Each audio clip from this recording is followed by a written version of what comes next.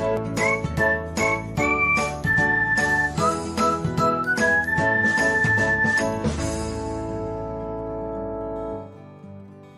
everyone, welcome back to another episode of Technologyglance. In this video, I'm going to guide you through how you can personalize the ads you receive on Soundcloud. So, let's get started. Watch till the end and don't forget to subscribe to Technologyglance by hitting the subscribe button and press the bell icon so that you'll never miss another update. Without further ado, let's get started. First of all, open the Soundcloud app on your device. Now, tap on the library icon. After that, select the gear button.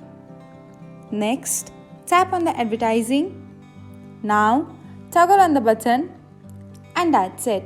This is how you can personalize the ads you receive on SoundCloud. Thanks for watching. If you found this guide helpful, we will love it if you hit the thumbs up button below. We upload great new tech tutorials like this one every day. So, don't forget to subscribe to our channel and hit the bell icon to get an update as soon as we post a video.